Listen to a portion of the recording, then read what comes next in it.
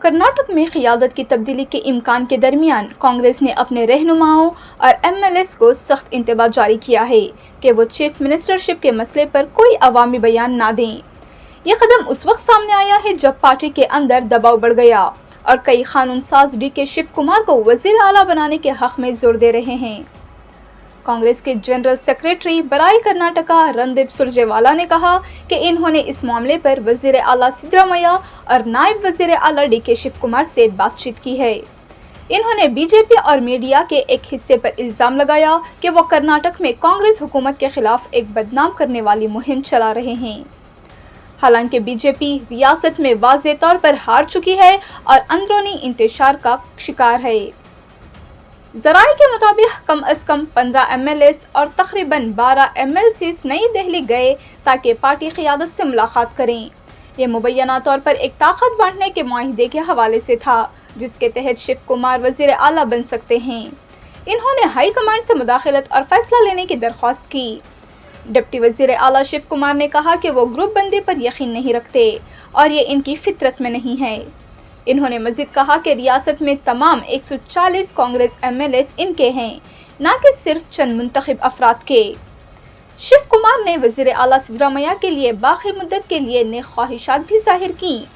इसी दौरान सिद्धरामैया ने वाज़ेह किया कि वो अपने ओहदे पर बरकरार रहेंगे और अगला बजट पेश करेंगे। इन्होंने कहा कि कांग्रेस के प्रेसिडेंट मल्लिकार्जुन खड़गे हफ्ते को बेंगलुरु का दौरा करेंगे और शहर पहुंचने के बाद वो इनसे मुलाकात करेंगे। पार्टी के 5 साला दौर के निस रास्ते पर पहुंचने के बाद भी कशीदगी बरकरार है। कई अहिंदा एमएलएस ने नाखुशी जाहिर की जबकि शिव कुमार के हामी रहनुमा दिल्ली में सरगर्म हैं। जुमेरात को पब्लिक वर्क्स के वजीर सतीश जारकीहोली ने विज़रा और एमएलएस के लिए एक डिनर का एहतमाम किया। अगरचे जारकीहोली और होम मिनिस्टर जी परमेश्वरा ने इसे मामूल की मुलाकात करार दिया। शिव कुमार ने कहा कि बातचीत में क़ियादत के मसाइल शामिल थे, जैसे नए कांग्रेस प्रेसिडेंट का इंतखाब और 4 से 5 नायब वज़ीर आला मुकर्रर करने का इम्कान। शिव कुमार ने दिल्ली में मौजूद एमएलएस पर भी तबसरा किया और कहा कि वज़ीर आला ने कैबिनेट रिशफल के बारे में बात की है।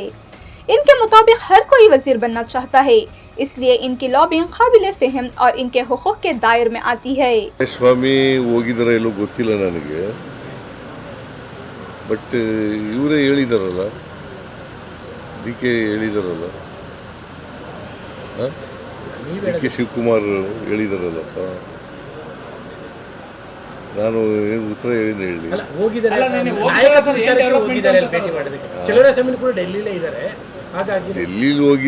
ನಾನು ಮಾತಾಡಿದೆ ಅವ್ರ ಜೊತೆನಲ್ಲಿ, ಇವತ್ತು ಮಾತಾಡಿದೆ, ಇದರಲ್ಲಿ ಬಂದಿದ್ದರು,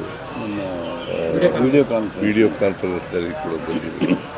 ಅವ್ರು ಮಾತಾಡಿದಾಗ ನಾನು ಬಂದಿರೋದು ಕೇಂದ್ರ ಸರ್ಕಾರದ ಕೃಷಿ ಸಚಿವರನ್ನು ಭೇಟಿ ಮಾಡಕ್ಕೆ ಬಂದಿದ್ದೀನಿ ಅಂತ ಹೇಳಿದ್ರು. ನೀವೇ ಮುಂದಿನ ಬಜೆಟ್ ಮಂಡಿಸ್ತೀನಿ ಅಂತ ಮೊನ್ನೆ ತಾನೇ ಹೇಳಿದ್ರಿ. ಆ ಬೆನ್ನಲ್ಲೇ ಇವರೆಲ್ಲರೂ ಕೂಡ ಹೋಗಿದ್ದಾರೆ. ಯಾರು? ಕೆಲವು ಶಾಸಕರುಗಳು. ಎಷ್ಟು ಜನ ಹೋಗಿದ್ದಾರೆ? 15 ಜನ ಹೋಗಿದ್ದಾರೆ ಅನ್ನುವಂಥ ಮಾಹಿತಿಗಳಿದೆ. 15 ಜನ ಹೋಗಿದ್ದಾರೆ ಅನ್ನುವಂಥ ಮಾಹಿತಿಗಳಿದೆ. ಏನು ಮಾಹಿತಿ? ಯಾರ್ಯಾರು? ಅಲ್ಲ, ಚಲುವರಾಯಸ್ವಾಮಿ ಆಗಿ ಚಲುವರಾಯಸ್ವಾಮಿ ಹೋಗಿಲ್ಲ ಅಂತಂದ್ರಲ್ರಿ. ಡೆಲ್ಲಿ ಇದ್ದಾರೆ. ಹೋಗ್ಲೇಬಾರ್ದು ಅಂತ ಇಲ್ಲ, ಮತ್ತೆ ಡೆಲ್ಲಿಲಿ ಇದ್ದಾರೆ ಅಂತಂದ್ರೆ ರಾಮನಗರದ MLA ಹೋಗಿದ್ದಾರೆ, ಕೆಲವು MLCಗಳು ಹೋಗಿದ್ದಾರೆ. ಅದೇಪ್ಪ, ನಾನು ಈಗ ಹೈಕಮಾಂಡ್ನವರು ತೀರ್ಮಾನ ಮಾಡೋದು, ಲೀಡರ್ಶಿಪ್ ಚೇಂಜ್ ಮಾಡೋದಾಗಲಿ, ಸರ್ಕಾರ ರಚನೆ ಮಾಡಿ ರೀಸಫಲ್ ಮಾಡೋದಾಗಲಿ ಯಾರು ತೀರ್ಮಾನ ಮಾಡೋದು? ಹೈಕಮಾಂಡ್ನವ್ರು ಮಾತಾಡಿದಾರ?